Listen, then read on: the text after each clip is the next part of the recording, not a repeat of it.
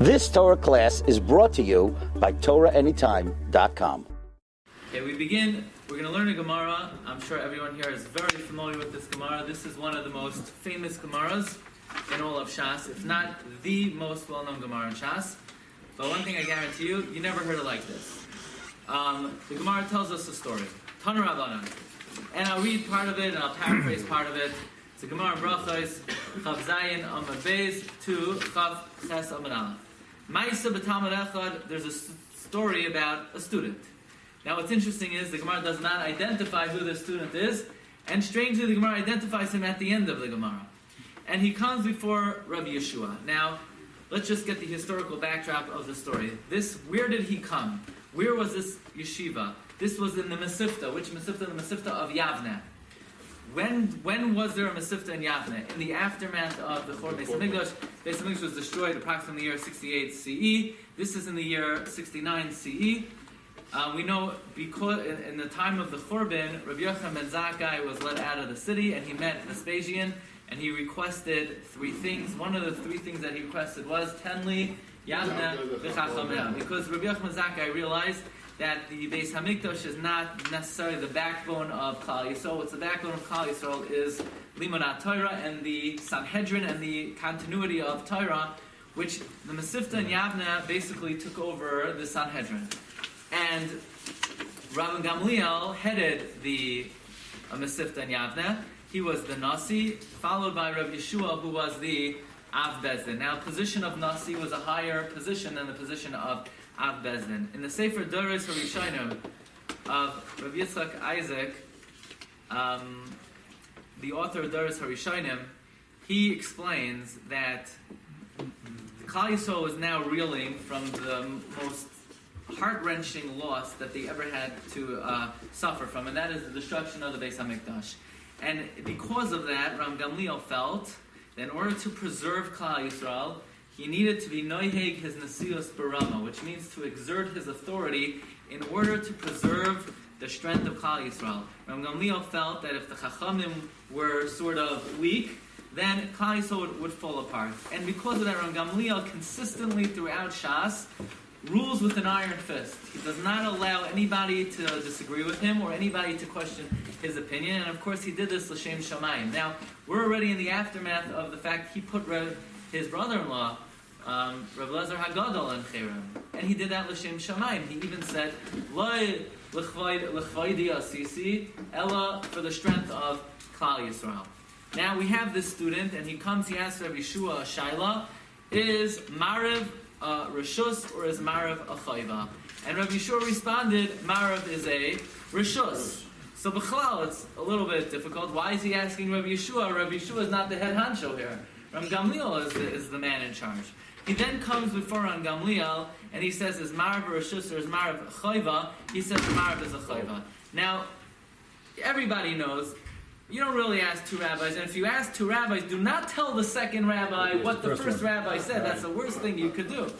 And so what does the student do? What are you talking about, Gamliel? Rabbi Yeshua told me it's Rishus.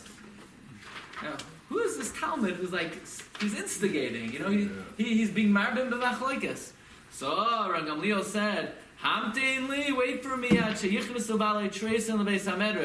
let's wait until all the shield bearers enter the Beis HaMedrash, namely the Tamei Chachamim. When they entered, the Shoyal gets up and he says, is Marav Rishus, is Marav a Chayva? Ram Gamliel says, Marav is a Chayva. And Ram Gamliel said, anyone argues on me? And Rabbi Yeshua says, no, I don't argue with you. And Ram Gamliel said, oh, really? But they told me that you say Rishus. So at this point in time, he says, Yehoshua. He doesn't call him Rabbi. He says, Yehoshua, stand on your feet, and they're going to test it and let them testify against you. So Yeshua stood up, and he said like this, if I was alive and the aide was dead, I could contradict the dead. But now that I'm alive and he's alive, I can't contradict him. So what happened? Rabbi Yeshua said, case closed. Meaning, you obviously argue with me, but what can we do? You're wrong. I'm the Nasi. But the problem was Ram Gamliel continued to sit and give shiur. He ordered Yoshua to stand, and he never told him to sit. Ad sherinenu kol ha'am. Now listen carefully. The Doros HaRishonim, which is probably the most important Jewish historical work, writes, if you're Medayik in the Gemara doesn't say the Rabbanan were Meranin after him. Rinenu Kol Ha'am. It was, the Amei Haratzim who were sitting in the back, and they don't really understand the content of the Shiur, but they're just looking for some politics to, hang on to, and they started bad-mouthing Ram Gamliel.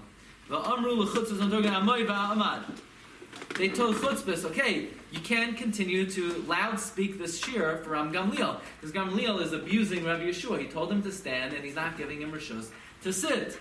And the people started to say, how long will Ram Gamliel continue to abuse Rabbi Yeshua? Last year he abused him, meaning he didn't treat him with the proper respect. We know the famous Gemara in Masechet Rosh Hashanah, the Mishnah in Rosh Hashanah, when there was a machlokes between Gamliel and Rabbi Yeshua about the new moon, and Ram Gamliel ordered Rabbi Yeshua to come in on the day that Rabbi Yeshua thought was Yom Kippur and publicly desecrate Yom Kippur so that to be mechazek the psak of Ram Gamliel. And then the year before, in the story with the Becharis of Reb Tzadok, what was the story of the Becharis of Reb Tzadok? A very important halacha, a firstborn animal is kosher. And anyone who shechs a bechar is chayiv misa. Unless the bechar develops a mum, then it becomes a personal property of the kohen.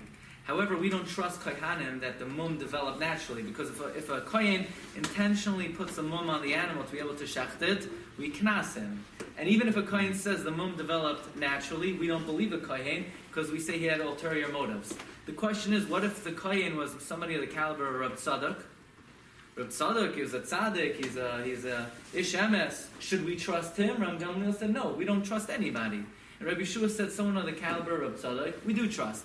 And Ram Gamliel said to Rabbi Yeshua, no, you follow my psak. I'm the nasi, and we don't listen to assistants. So this is the third occasion that Ram Gamliel is exerting forceful authority over Rabbi Yeshua. So they decided, let us depose Ram Gamliel. So they had a big dilemma. Who are they going to appoint? The Gemara continues on the 10th line. To appoint Rabbi Yeshua, he's too involved. It would look like political, right? He's nagea b'davar, right? To appoint Rabbi Akiva, no, we can't. Why? Because if you're a leading rabbi, you're always going to have critics, and you need the zchus avos to protect you. Rabbi Akiva didn't have the zchus avos. Elamai, let's appoint Rabbi Elazar ben Azariah. He has three ingredients. He's smart, he's rich, and he's 10th generation from Ezra. He's smart, so he fits the bill. He could teach Torah. He's rich, he could deal with the government. And finally, he has chus avos, and nobody could harm him. So they presented him the proposal, and they said to him, you want to be Rosh Yeshiva? He said, look, gotta ask the boss. So he goes, he asks his wife. And by the way, we learn from here the wife is the boss. That asking the boss is just a courtesy, but you don't have to actually listen. Because the Gemara says he said he has to ask the boss. So he asked the boss, and she said no. And he said yes, and he did it. So why did he say he has to ask the boss? The answer is just it's a sign of respect. It's a courtesy. He said, let me ask my wife. And she said, but they're going to depose you too. He said, no, it's kedai even if they depose me. So if he was asking her, he said he has to ask her, why does he have to ask her if he's not going to listen to her? So there's a lot of discussion on this. The Sefer Divrei Torah of the Moshacher, he says that this was just a sign of courtesy, but the Mili Deshmaya, he made his own decision. Fine. Anyway, the Gemara continues. The Gemara says he had one problem. He was too young, right? Everybody knows the story. He was 18 years old. He didn't have any white hair, and which is not a problem if you're a rabbi, because as soon as you become a rabbi, the white hair comes very quick. So that's what happened. The Gemara says a miracle happened, and 18 rows of white hair grew. And this is what Rabbi Elazar ben Azariah said: "Harei ani kivem shivim shana," but not actually shivim shana. Okay, the story continues. The day that they deposed Ram Gamliel, they removed the guard from the Beis HaMedrash. You say, why was there a guard in the Beis HaMedrash? Because Ram Gamliel had a policy. Ram Gamliel used to announce and cry out, "Kol Talmud she'ein toichai kabaroi al yikanes Beis HaMedrash," that no hypocrites allowed. Now, that's why there weren't so many people in the Beis HaMedrash. There was come out nobody there. because Rabbi Gamliel did not allow students she'ein taicham kabaram. You see, everyone's good on the outside. The problem is the inside ain't as good as the outside. So Gamliel had a rule that no hypocrites allowed. So on that day that they put up a big sign, all hypocrites welcome. So now all of a sudden it became a very popular yeshiva. So the Gemara even says they had to add benches to the Beis HaMedrash. It's a machlokes, either 400 benches or 700 benches, meaning thousands of Talmidim were now allowed entry into the Beis HaMedrash, ba'oisai hayom, to the point where the Gemara says that Ram Gamliel had chalishas hadas. He said, Chas v'shalom, maybe I stopped Torah from Klal Yisrael. I was moinea Torah from Klal Yisrael. Now get a load of this. He had a dream. And in the dream, Hashem showed him a beautiful vessel with ashes inside. Meaning, you're right. All these chevra, they're beautiful on the outside and they're rotten on the inside. Meaning, min hashamayim, they were being maskim to the policy of Ram Gamliel that really Talmidim she'ein teicham kabam should not enter. Says the Gemara, no, they weren't. Really, Ram Gamliel was wrong. So why'd they show him in the dream? Because they didn't want him to feel bad.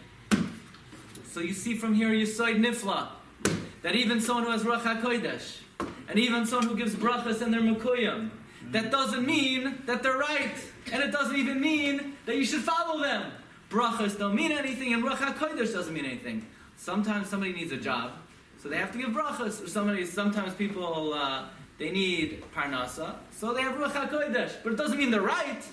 Sometimes Rebbi Shalom and Hashemayim could give people special divine gifts, but it has no bearing on whether we follow them in halacha. Here, Ram Gamliel, the Gemara is saying that Ram Gamliel was wrong. So why min hashamayim did they write him a haskama?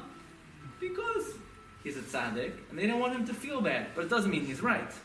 Okay. How was he boiching Teichen Kabbalah? What? How was he boiching Teichen Kabbalah? Oh, how is Ram Gamliel boiching? Look, the Arizal could look at your face and tell you what's doing. So Arizal came hundreds of years after Ram Gamliel. I don't know. So, you have to... Some hypocrites you just know. Extra vetting. Okay. Now, Rabbi Sai, Heard of vetting? now, Extra vetting. extra vetting. Now, I want to tell you, Extreme vetting. I want to tell you Hafla of a fella. I forgot to put this part on the sheet. I thought it wouldn't be Nagea, but it's very Nagea. The Gemara says like this: on that day, Yehuda Ger Amoini came to the Beis Medrash. He said, "Am I mutter lavei b'kahal?" Gamliel said, "Asar, you know, lo yavai amani mayavi b'kal Hashem." Rabbi Yeshua said, "Of course, mutter." Rabbi Gamliel said, "What are you talking about? Lo yavai amani mayavi b'kal Hashem." Rabbi Yeshua said, "Nah, amani mayav, they're long gone. Kvar Allah sancher melech Ashur u'bilbel kol ha'umais." Rabbi Gamliel said, "No, not so fast. Why?"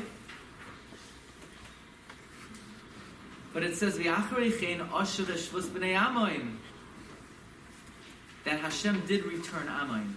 And Rabbi Yeshua said, no, Hashem did not return Amoin.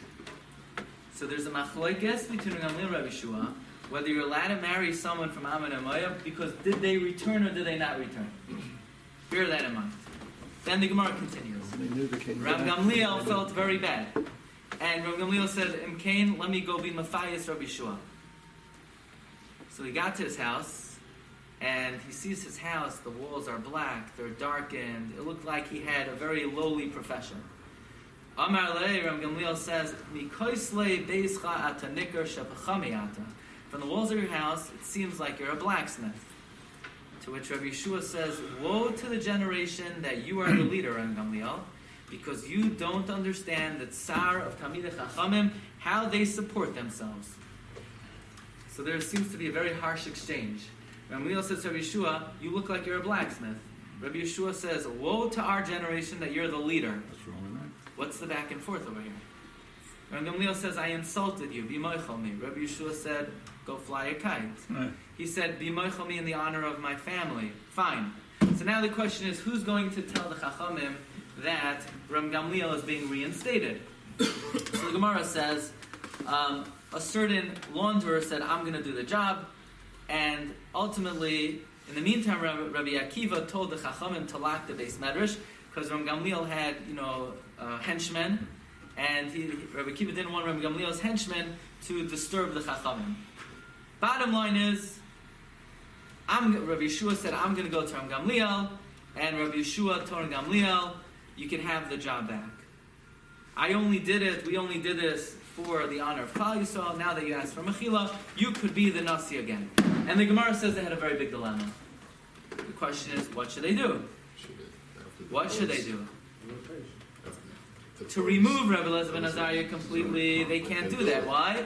Malam v'kodesh ben maridin. Elamai. Let them have a shutfus. No, that never works. Assistant rabbis is bad news. Assistant rabbi, you're just causing problems. No, there are no assistants. Assistants don't work. So what did they do? Ram Gamliel got 3 weeks. Rebbe Elazar got 1 week. And that's shot in the question, Shabbos Shel Mihu. You want to know who's Shabbos? What do you mean who's Shabbos? It's Hashem Shabbos. No, we wanted to know who's giving the drush of the Shabbos. And then the Gemara concludes, V'oisai Talmud, by the way, you know who started this whole mess? V'oisai Talmud, Reb Shimon bar Yochai. That Talmud was Reb Shimon bar Yochai. So, Rabbi Glatstein, there are a lot of questions on this Gemara. There's a Sefer, Kedai Hi Reb Shimon, which from Reb Pinchas Friedman, who is Reish Kolim, the Chasidei Bells. He has something like 68 ma'amorim on Lag BaOmer. So we're going to go through pieces of, I would say about 3 of the ma'amorim. We're going to do parts of Maimer Samach Beis, Maimer Samach Hey, and Maimer Samach Vav. Mamish Dvarim Neflam. Okay, Rabbi said the first thing you want to know is, the Gemara off the bat says, Maisa b'Talmud Echad. Yeah, you want to tell me his name? Apparently not. Apparently there's a big cover-up over here. Apparently we don't want people to know his name. So we don't want people to know his name. So why have a Megala in the end? You know, why do you need to wait till the end? Like somehow, this is like the grand finale. It's like reading the end of the last page of the book. Like it's a big side who the guy is. We don't want to say who it is. And if you make it to the end of the story, then we'll give you the privilege of knowing who this Talmud is. Miman of Shach. If we want him to know who it is, if we want people to know, so say it off the bat. Another thing is, if somebody asks a rabbi a question, fine. So you're going to go shopping, that's a halbatzara. But when you go to the second rabbi and the second rabbi gives an answer you don't want, the last thing in the world you do is say, really? Do you know the rabbi down the block said you don't know what you're talking about? You know, I don't mean to speak Lashon Hara, right? Nishtav Shabbos correct, but the last rabbi says you're not ma'oretz, right? So why is Reb Shimon... What? Why do you infer that part? He said the other one asking differently. That I don't think that would be the correct thing to do. You want to get another opinion, why would you tell, they're basically, why would Shimon Yochai tell Ram Gamliel that Reb Shua argued on him? Reb Shimon Yochai knows full well what Ram Gamliel does to people who argue on him. Remember last year when Reb Shua argued on Gamliel? So he would think to preserve, look, you see that when Gamliel stood up in the base matter and said, does anyone argue on me? Rabbi Shua is afraid to say his opinion. So Rabbi Shimon should have been wise enough to know that Rabbi Shua probably did not want word to get out that he argues on Rabbi Yeshua, that he argues on Rabbi Gamliel. So what's going on over here? Especially, who was Rav Shimon Yochai a Talmud of? Talmud Rabbi Akiva. Rabbi Akiva's students all died. Until Rabbi Akiva had to start all over. Who was one of the 5 Talmidim he started with? Rav Shimon. So should Rav Shimon have learned his lesson from the first 24,000 students of Rabbi Akiva, who they were marbe b'sichsuchim b'neihem? Where was this Masifta that this story took place? Was this before the 24,000 already? This was after, because Rav Shimon was not a Talmud of Rabbi Akiva until after the 24,000 students of Rabbi Akiva passed away. Mm-hmm. That's the Gemara Nivamas. This is immediately after the Churban, right? No. This Maisa here. It's way after the Churban. Didn't you start the Shiur with 70 years later. It's in the aftermath of the Churban. I did say that it took place 1 year after the Churban, but if Reb Shimon, let's see. Must be 70 years. Where did the story take place? Where did it happen? Yeah. In Yavne. Let's talk about what was happening in Yavne. By the way, let's observe another phenomenon, how every year as Lag BaOmer approaches, Lag BaOmer is like the up-and-coming Yom Tov. every year more people sort of jump on the bandwagon of Lag BaOmer. You know, it becomes more and more popular every year. I know when I was a kid, they gave out a few bows and arrows, you played baseball, and that's it. And now already it's a major Yom Tif, it's very recognized. What's all this momentum with Lag BaOmer? So Gemara says in Shabbos, Kuf Lamed Ches Amud Beis, Tanu Rabbanan, Kishenichnasu Rabbeinu leKarem b'Yavna. When the Chachamim entered Karem b'Yavna, Amru, Asida Torah shetishtakach miYisrael. The Torah will be forgotten. Shenemar, Hine Yavim Boim no Mashem Lekim v'Shlachti Ulav Ra'aretz. La Yirav La'lechem. V'lo Yitzama L'mayim. Ki Yim Lishmoya. It's Divrei Hashem. There's going to be a famine, and no one's going to know any Torah. Asida Torah shetishtakach miYisrael. Why do you think the Chachamim, when they entered Karem b'Yavna, they said the Torah will be forgotten? Then the Gemara continues. Tanya, Reb Shimon ben Yochai Omer, Chas v'Shalom shetishtakach Torah miYisrael. Heaven forbid, the Torah will never be forgotten. Shenemar, ki lo yisishakach mipi zaroi. Amazing. Chachamim entered the yeshiva, they looked around, and they said, this Torah has no chance. It's all over, it will be forgotten, nobody will know anything anymore. Until Rav Shimon Yochai stood up, Chas v'Shalom, the Torah will never be forgotten. Interesting. What prompted the Chachamim to make this comment that the Torah will be forgotten when they entered Karem b'Yavna? What was it about Karem b'Yavna that prompted the Talmidim to make, the Chachamim to make this statement? Well, let's understand for a moment. Who was the Nasi in the Mesivta of Karem b'Yavna? Well, if you look at the Gemara in Rosh Hashanah with the story around Gamliel and Rabbi Shua, that Gamliel was goizer on Rabbi Shua to come to him with his money staff on Yom Kippur. So the Mishnah says, Natal makloi biyadai v'halach liyavne eitzel Rabbi Gamliel. Who is the Rosh Hashiva of Yavne? None other than Gamliel. And what did it say on the door of Yavne then? On that yeshiva? It said, all hypocrites stay out. Kol Talmud she'ein tocha kabarei al yikonis beis hamedrash. So basically, it was a very selective, very elitist yeshiva, and 99% of the people were not allowed into the yeshiva. It's no wonder then, says the Sefer Kedahi Reb Shimon, that when the Chachamim went into that yeshiva and they saw the applications on the Rosh Hashiva's desk, which was probably a pile up to the ceiling, and then they saw next to it the number of Talmidim who were accepted, they said, Chas v'Shalom shetishtakach Torah miYisrael, because the policy of this yeshiva was, Kol Talmud she'ein tocha kabarei al yikonis beis hamedrash. Mar Rabbi Glatstein. Reb Shimon bar Yochai, he probably had a different policy. If Reb Shimon bar Yochai said and felt that the Torah will not be forgotten, probably Reb Shimon bar Yochai, like Rabbi Elazar ben Azariah, disagreed with Ram Gamliel.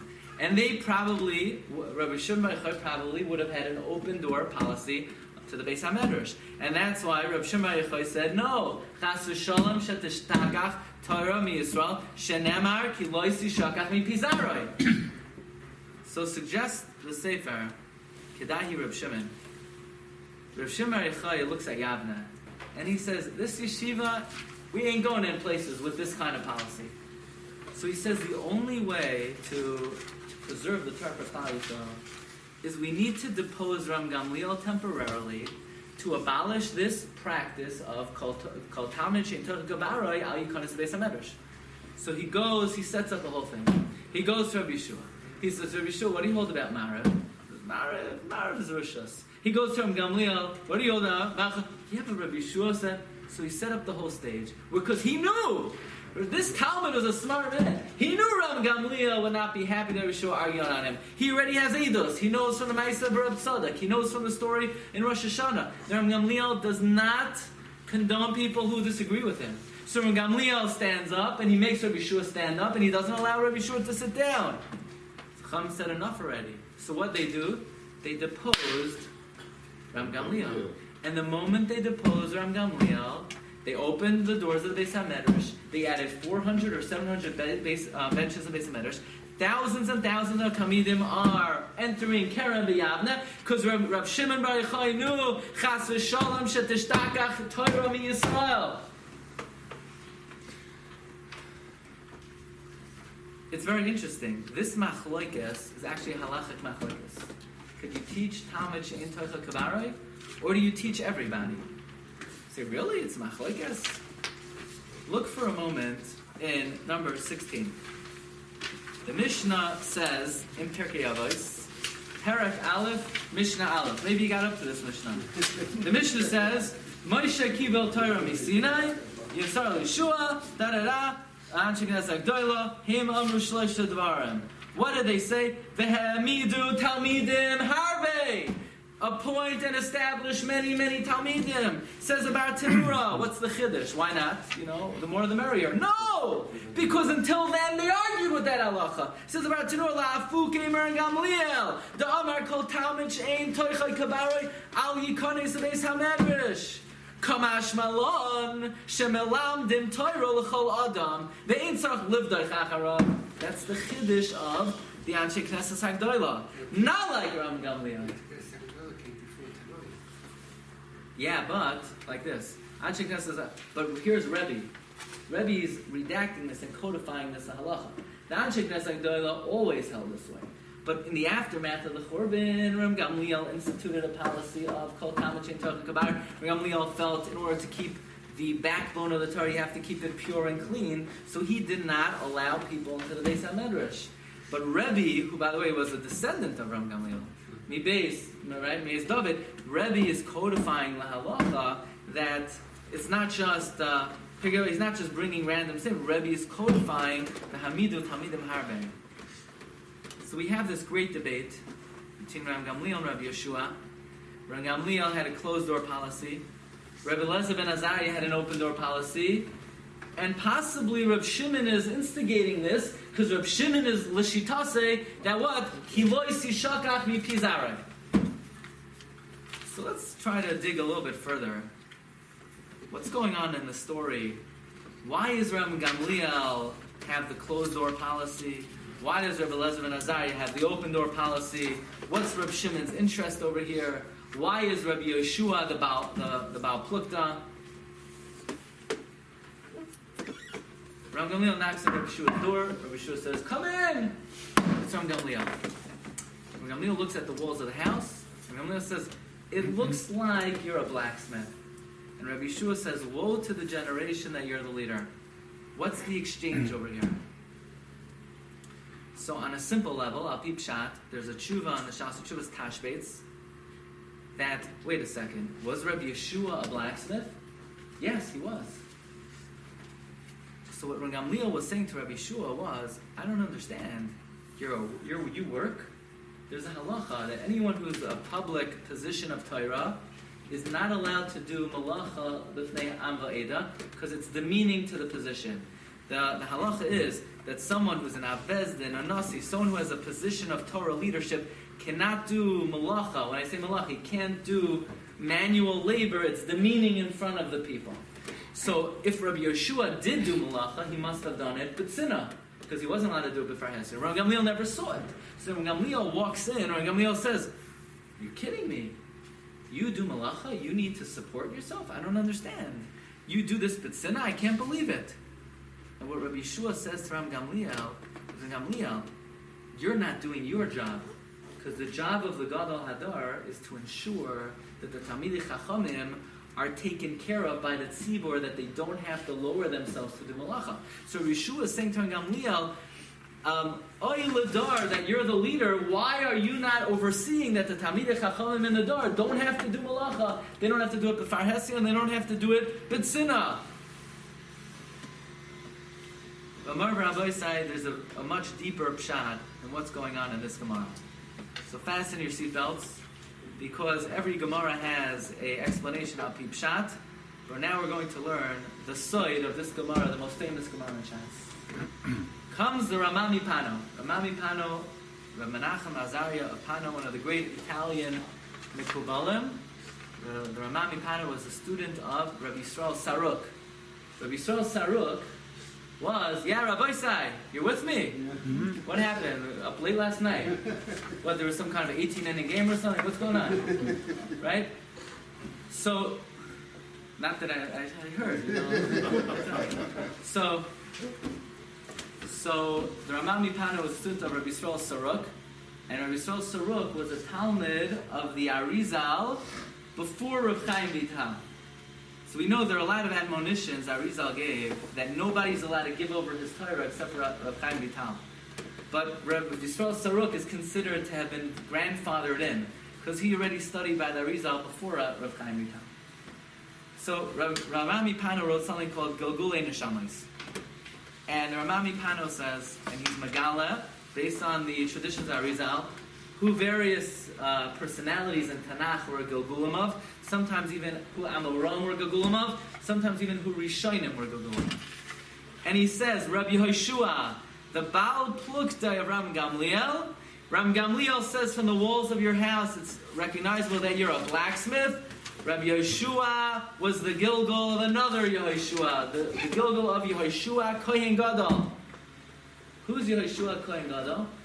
Well, in the Navi Zechariah has a vision, and in his vision, Vayareini es Yehoshua HaKohen HaGadol Oimed L'fnei Malach Hashem V'Hasatan Oimed Al Yaminoi L'Sinoi. When do we learn that? It's the Haftarah of Shabbos Chanukah. So Zechariah sees a vision of Yehoshua Kohen Gadol. And the Satan is standing there to prosecute and instigate against Yehoshua Kohen Gadol. And Hashem said to the Satan, Hashem renounces the Satan. V'yigar Hashem b'cha ha'voicha b'Yerushalayim. Hashem says to Satan, don't mess with Yehoshua Kohen Gadol. Holiest. It's one of those unusual truck in the Haftarah.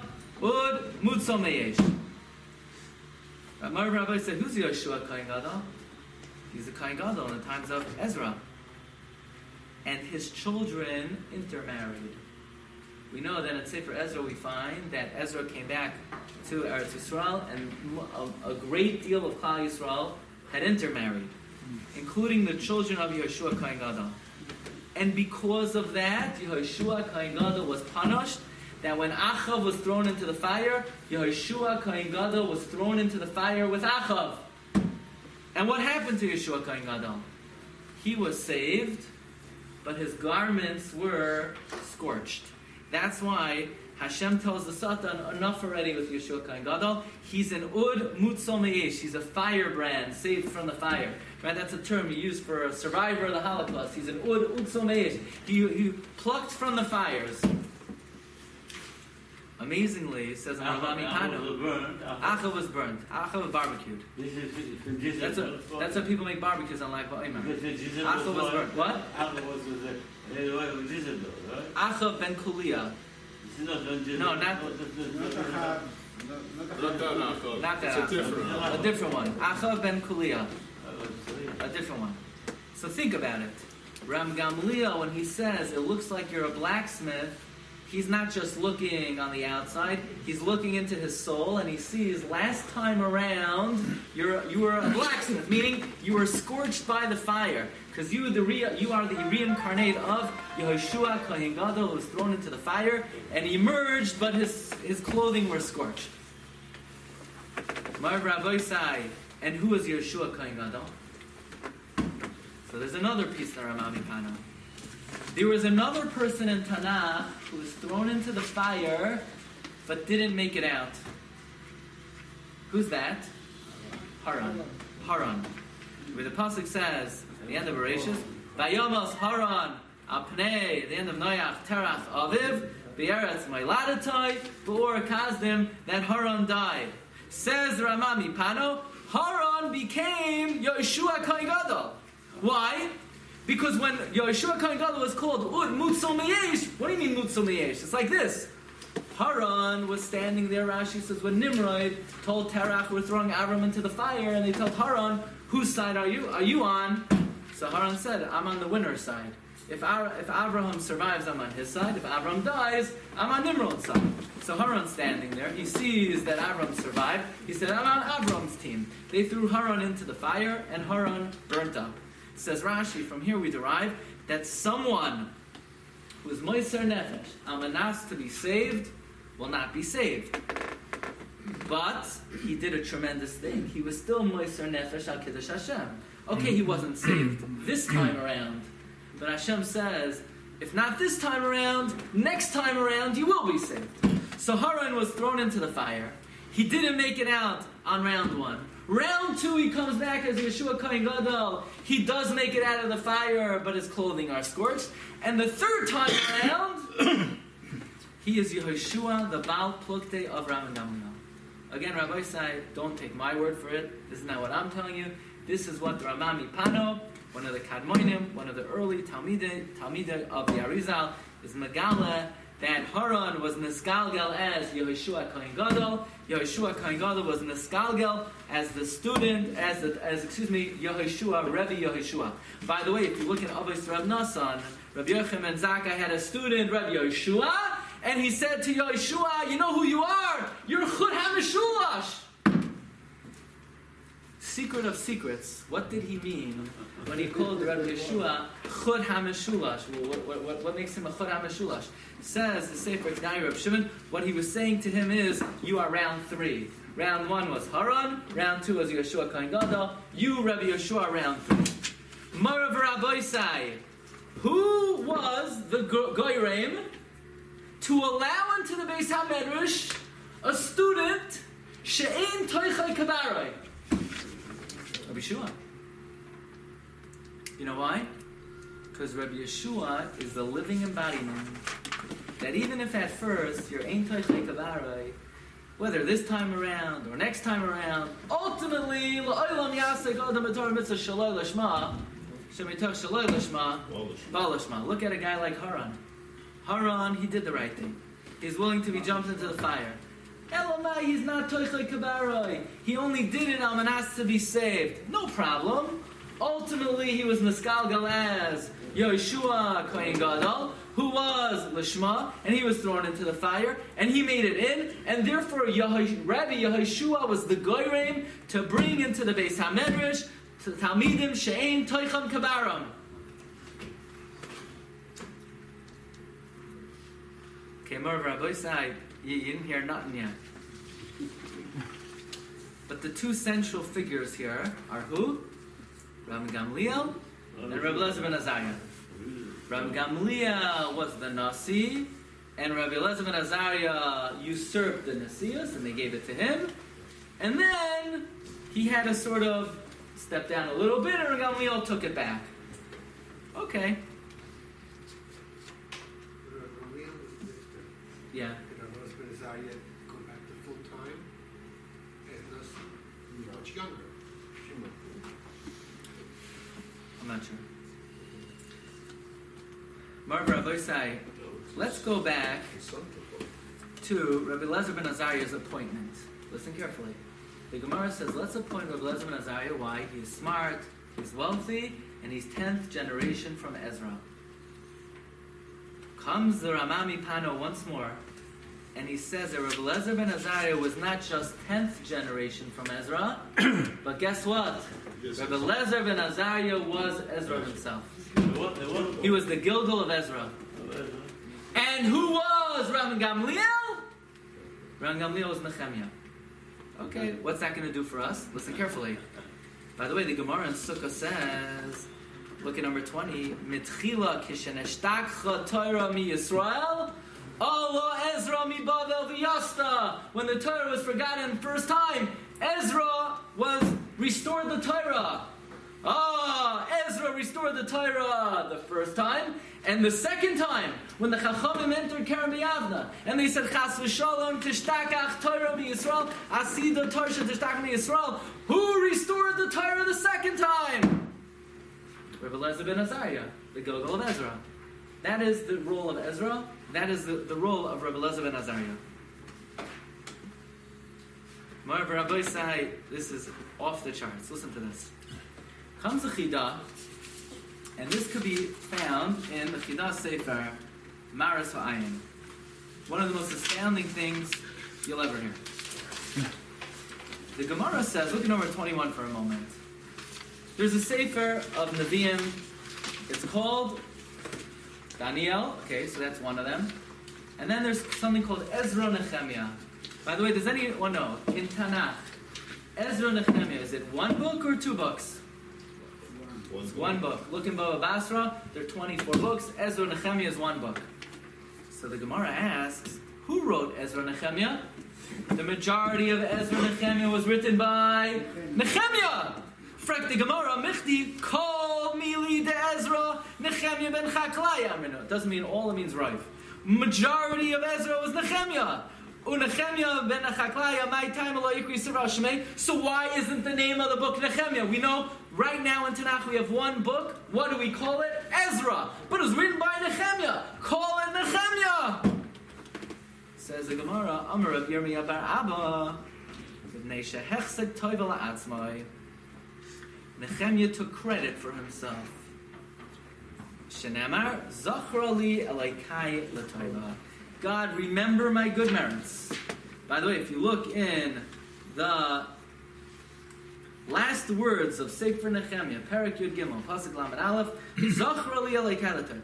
Nehemiah took credit for himself. He took credit. Says Rebbi Shal Mida Keneged Mida. You're going to take credit for yourself. We take credit away from you. It should have been called Sefer Nehemiah. Now it's called Sefer Ezra. Fine. Comes the Chidah, and the Chidah says there's nothing in this world that's coincidental. Says the Chidah, I don't know about what the Gemara says, but if I open up my Mikrois Gedolos Tanakh, it's called Ezra, and then it's called Nehemiah. So you'll say what? That was made up by the Christian printers? Dvarim Gedolim Einam B'Mikra. It was made up by them. But why do we go along with it? We should call the name of the Sefer Ezra, like the Gemara says. If in reality the Gemara says because Nehemiah took credit for himself, we take credit away from him, we should refer to the Sefer as Ezra, like the Gemara does. Why do we then give credit back to Nehemiah, calling it Nehemiah? Get a load of this. Says the Chidah, based on the Ramami Pano, it comes out beautiful. Marv Rabbi Isai, who is Rebbe Elazar ben Azariah? Ezra. Marv Rabbi Isai, who's Ram Gamliel? Nehemiah. Listen carefully. Because Nehemiah took credit for himself, it should have been called Nehemiah first. But we took it away from Nehemiah and we called it Ezra. But then then Nehemiah came back to this world. Who was he? Ram Gamliel. And Ram Gamliel suffered the indignation of having to step down as Nasi. Once Ram Gamliel suffered the indignation of so until he stepped down, the Gemara says, it was called Ezra. Once Ram Gamliel stepped down as Nasi, and then he took the Nasius back, we also gave back to Nehemiah part of the name of the Sefer Nehemiah. So you say, give it back to him entirely. No! The same way Malin, B'Kodesh, Ve'en Moridin, Rebbe Elazar ben Azariah maintained part of the Nasius, so too Ezra maintained part of the name.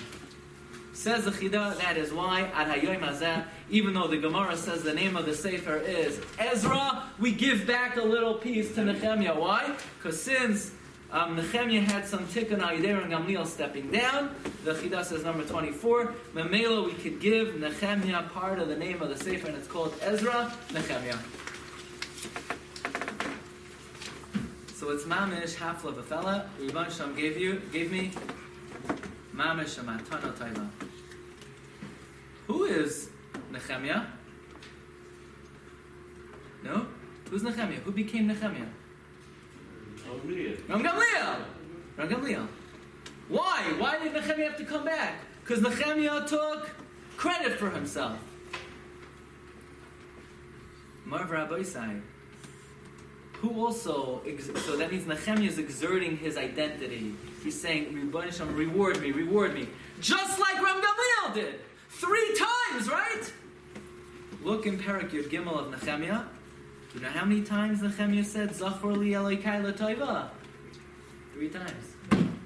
Amazingly, if If you look in Parak Yud Gimel of Nehemiah, pasuk, you can write it down. Pasuk Yud Daled, Zachra li Elokai al Zois. God, remember me. And then Nehemiah. And then pasuk Chav Beis, Zachra li Elokai v'chusalai. And then pasuk Lamed Aleph, Zachra li Elokai l'Toba. So I want to suggest, Keneged the 3 times Nehemiah took credit for himself. Ram Gamliel also exerted himself 3 times.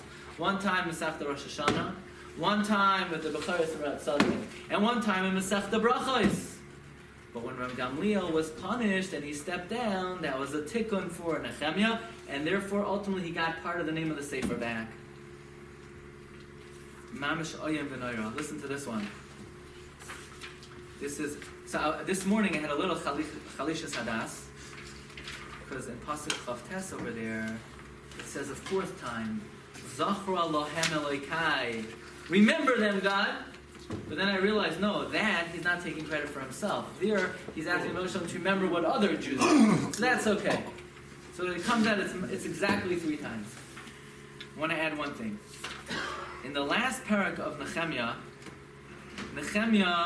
has a problem. What kind of problem does he have?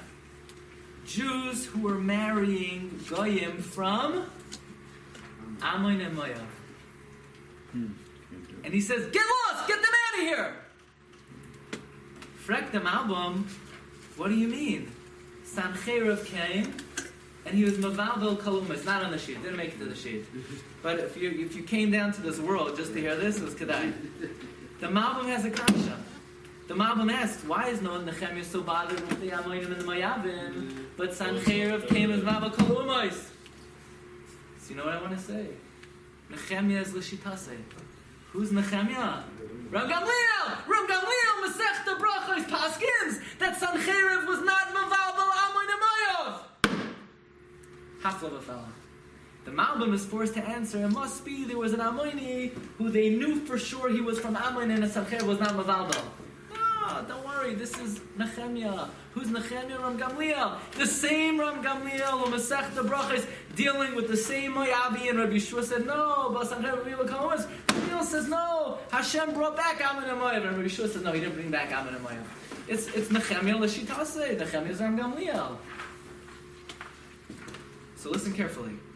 Rabbi Yeshua is the one involved. Why is Yeshua the one involved? Because Rabbi Yeshua's lifetime is an example of even Talmud She'ein Toichei Kabara. You could start off as a Haran, you could ultimately be Yehoshua Kohen Gadol, Yikanes the Beis HaMedrash.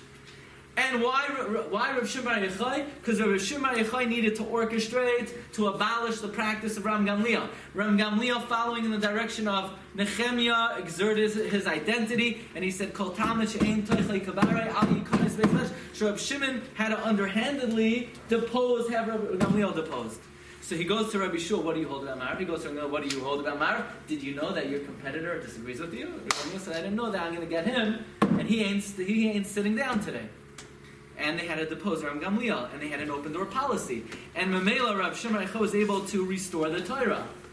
Through who? Elazar ben Azariah. Who's Elazar ben Azariah? Ezra. The Gemara in Sukkah says, Ezra, the first time the Torah was forgotten, he restored it. And here also, Ezra is able to abolish the practice of Kol Talmud She'ein Toichei Kabara Al Yikanes Beis HaMedrash. By the way, look at number 26. The pasuk says, V'haya kisintzena oisai rois rabbis v'tzarais v'yansa hashira azois l'fanav la'ed ki loy si shachach mipi zaroi. The Torah will never be forgotten. Whose memra is that? Rav Shimon Yochai. Say the Sarm HaKadoshim. This was not only the motto of Shimon ben Yochai, but the words ki loy si shachach mipi zaroi soifei tevois Yochai. Spell out Yochai. In fact, if you look at the kever of Rav Shimon Yochai, you have the pasuk on the archway, Ki lo yisishachim pizaroi, spells out Yochai. So, suggests the Sefer Kedahi Rav Shimon that Rav Shimon sort of orchestrated this whole scenario to depose Ram Gamliel, but not forever, just for one day. Why? Because Gamliel needs to be the Nasi.